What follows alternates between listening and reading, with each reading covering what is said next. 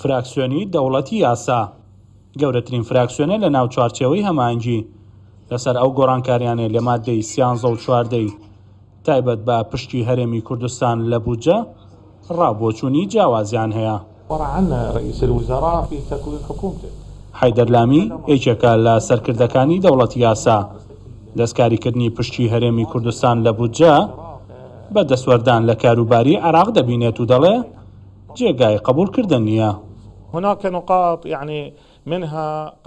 هەندی خاڵ و بڕگەیە لە مادەی 13 و 14 کە دوای گۆڕانکاریەکە دانراوە نایاساییە چونکە دەستوەردانە لە کاروباری ناوخۆی هەرێمی کوردستان. هەروە هەندی خاڵی دیکەشن دژی ئەو ڕێکەوتنامەیە کە لە نێوان هەردوو حکوومەتی هەرێمی کوردستان و عێراق کراوە. ئەمەش جێگای قبوڵ نییە چونکە ئەم حکوومەتە لەسەر هاوپەیمانێتی بنیاندراوە کە هەموومان تێیدا بەشدارین.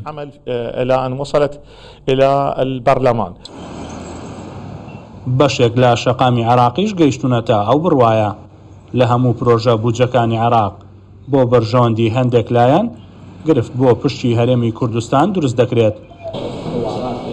ئەم ڕۆژنامەنووسە لە ساڵی 2008ەوە بەردەوام ڕووماڵی کۆبنەوەکانی پەرلەمانی عێراق دەکات. ئەوەی ڕوویداوە بە بیانوویەک دەیبینێت بۆ بربەست خستنە بەردەم جێبەجێ نەکردنی ڕێکەوتنەکان. إقليم كردستان باعتبار أنه هو إقليم هەرێمی کوردستان قواری سیاسی و یاسایی خۆی هەیە و بوونی ڕێککەوتنی سیاسیش بە مانای سەقامگیری سیاسی دێت.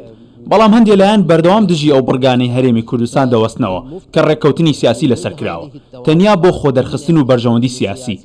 سوف تستقر المنطقة ويستقر العراق.